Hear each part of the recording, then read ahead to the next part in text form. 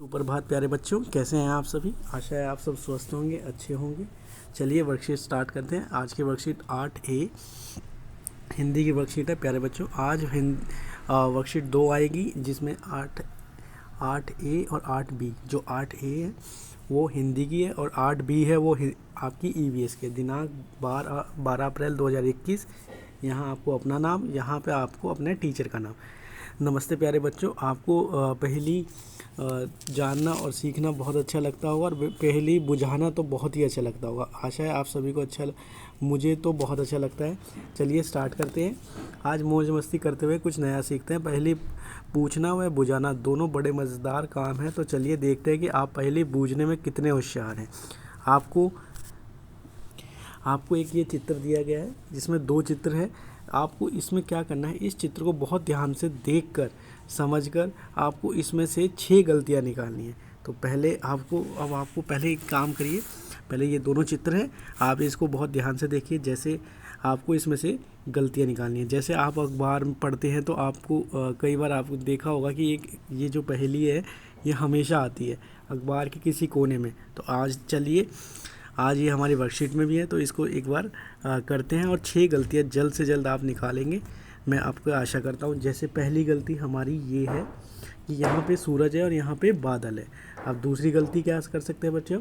दूसरी गलती, ये बच्चा देखिए, इसके हाथ यहाँ पे दोनों हाथ ऊपर है, एक यहाँ पे, इसका एक हाथ नीचे है। प्यारे बच्चों, आपको क्या करना है, ऐसे ही 6 गलतियाँ कोई भी आपको ढूंढनी है जो इस चित्र में हो या इस चित्र में हो। आपको ढूंढ कर आपको उस पर गोला लगाना है। आशा है आपको समझ में आया होगा ये। चलिए प्रश्न नंबर 2 पे चलते हैं। पहली बुझाने में तो बड़ों को भी मज़ा आता है, इसलिए घर के बड़ों की सहायता से नए व मज़ेदार पहेली बनाकर अपने शिक्षक शिक्षिका को वीडियो संदेश द्वारा लिखकर भेजिए। देखते हैं कौन बुझा पाता है आपकी पहेलियाँ। प्यारे बच्चों, आपको कुछ रोचक तथ्य आपको बताते हैं। हमारा जो राष्ट्रीय फूल है कमल, वो आपको पता है एक देश का और भी है। वह देश का नाम क्या है, वो उस देश का नाम है वियतनाम। जैसे हमारा राष्ट्रीय फूल कमल है, राष्ट्रीय पशु हमारा बाघ है, राष्ट्रीय पक्षी हमारा मोर है, वैसे ही हमारा राष्ट्रीय जो फूल कमल है वो एक दूसरे देश का भी है जिसका नाम है वियतनाम। क्या नाम है प्यारे बच्चों, वियतनाम। दुनिया का सबसे बड़ा परिवार जिसमें 180 लोग इकट्ठे रहते हैं वो हमारे देश के ही मिज़ोरम राज्य में रहते हैं। कौन से राज्य में प्यारे बच्चों, मिज़ोरम, जिसे हम 7 सिस्टर के नाम से में जानते हैं, उसमें से एक राज्य मिज़ोरम भी है। ठीक है प्यारे बच्चों, उसके बाद है सांप सीढ़ी और शतरंज। आपको पता है, आपने ये दोनों खेल खेले होंगे। ये दोनों खेल भारत में ही सबसे पहले इसकी शुरुआत हुई थी। दुनिया में सबसे ज़्यादा वर्षा भारत के मेघालय राज्य के मासिन राम में होती है। प्यारे बच्चों, आपको पता है दुनिया की सबसे ज़्यादा वर्षा जो हमारे मेघालय राज्य, जो 7 सिस्टर में से एक है, उस राज्य के मासिन राम राज्य में मासिन राम जगह पर होती है। ठीक है प्यारे बच्चों, आपको ये तथ्य आपको ध्यान रखने हैं। ये तथ्य कभी भी आपसे पूछे जा सकते हैं या आपको इस छोटी छोटी जीके का आपके दिमाग में, आपके समझ में होनी चाहिए, ताकि आपकी जो नॉलेज है वह ज्ञान की वृद्धि हो सके। ठीक है प्यारे बच्चों, आशा है आपको ये वीडियो और ये वर्कशीट समझ में आई होगी। चलिए वर्कशीट नंबर 2 पे चलते हैं, 8B पे। 8B, अब जो सेकंड वर्कशीट है वो EVS की वर्कशीट है और डेट आज की ही है। यहाँ पे आपको अपना स्टूडेंट का नाम, यहाँ टीचर का नाम। प्यारे बच्चों, नमस्ते प्यारे बच्चों, उम्मीद है कि आप सब घरों में स्वस्थ व सुरक्षित होंगे। बच्चों, हमारा घर ही वह स्थान है जहाँ पे हम खुद को सबसे ज़्यादा सुरक्षित महसूस करते हैं। लेकिन आप क्या जानते हैं कि घर अलग अलग आकार के होते हैं। बेटा, जो घर होते हैं ना, वह स्थान के अनुसार, आपकी जगह के अनुसार, आपकी जलवायु के अनुसार अलग अलग होते हैं और अलग अलग आकृति के भी हो सकते हैं।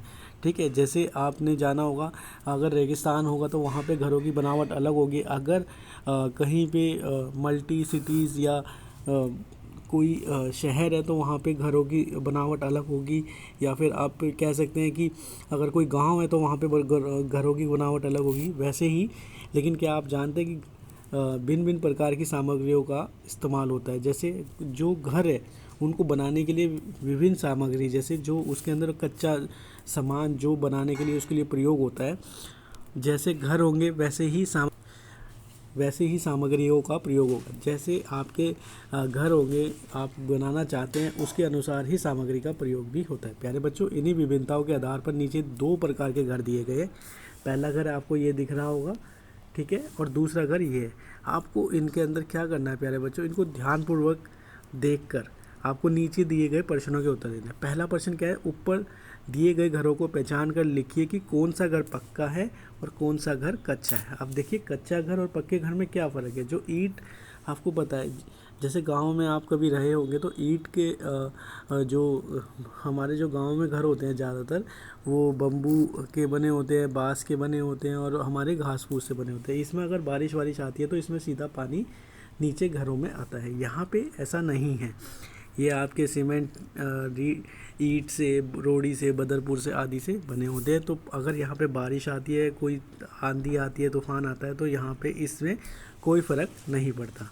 तो आप इसमें दोनों में बता सकते हैं कि कच्चा घर कौन सा है और पक्का घर कौन सा है। नीचे चित्र 1 में दर्शाए गए घर में इस्तेमाल होने वाली सामग्री के नाम लिखिए। अब आप इसको देख के आप बता सकते हैं कि इसमें क्या क्या प्रयोग हुआ होगा इसको बनाने में। ऊपर दिए गए चित्रों की सहायता से दोनों घरों के बीच में तो कोई 2 अंतर लिखिए। आप इन दोनों चित्रों को देख के बता सकते हैं कि इनमें क्या क्या अंतर है। बेटा, ये तो पक्का घर है और एक ये कच्चा घर है। तो आप इसमें बता सकते हैं कि कौन कौन सी सामग्री इसमें प्रयोग हुई होगी, या फिर आपको ये कहाँ बने होंगे, स्थान कहाँ हो सकता है इन दोनों का, ठीक है, ये कहाँ आपने देखे हैं। इन दोनों के आधार पर कोई 2 अंतर इन दोनों में चित्रों में बताने हैं। ठीक है प्यारे बच्चों। आपको नीचे दिए गए कुछ घरों के चित्र दिए गए हैं और एक ये संकेत बॉक्स दिया गया है। ठीक है, इस संकेत बॉक्स की सहायता से आपको बताना है कि कौन सा घर इन घरों के नाम क्या है। ठीक है, जैसे ये एक घर है, इसमें 1 मंजिल 2 मंजिल बहुमंजिला इमारत है, तो यहाँ पे क्या होगा, 1 नंबर बहुमंजिला इमारत। ये घर एक टेंट पे बना हुआ है। ठीक है, आपको देखा होगा ये रेगिस्तान आदि में ज़्यादा पाया जाता है, तो ये टेंट का हाउस है, तो इसका 2 नंबर। ठीक है, ये एक जैसे समुद्र के किनारे या फिर कहीं पानी ज़्यादा ज़्यादा आता है, जैसे हमारी जहाँ पे मेघालय जैसे राज्य अभी हमने ऊपर पढ़ा, वहाँ पे पानी बहुत ज़्यादा आता है, इसलिए ऐसे घरों का प्रयोग हो जाता है। इसे स्टिल्ट हाउस कहते हैं। तो ये नंबर 3 पे। ठीक है, उसके बाद जैसे ये एक नाव घर है।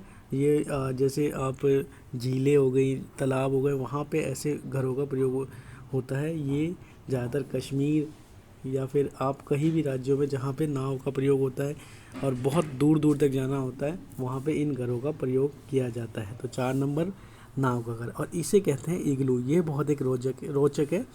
ये जहाँ पे बहुत सारी बर्फ़ गिरती है, वहाँ पे इन घरों का प्रयोग होता है। अब प्यारे बच्चों, आपको समझ में आया होगा कि हमारे जो घरों की बनावट है ना, वो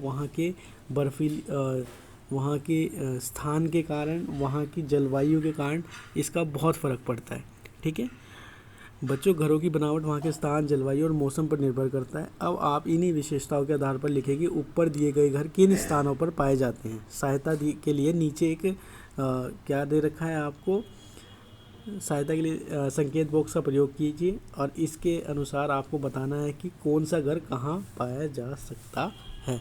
आशा है कि आपको ये वर्कशीट समझ में आई होगी। प्यारे बच्चों, अगर ये वर्कशीट समझ में आई है तो आप मेरे चैनल को सब्सक्राइब और लाइक ज़रूर करें। धन्यवाद।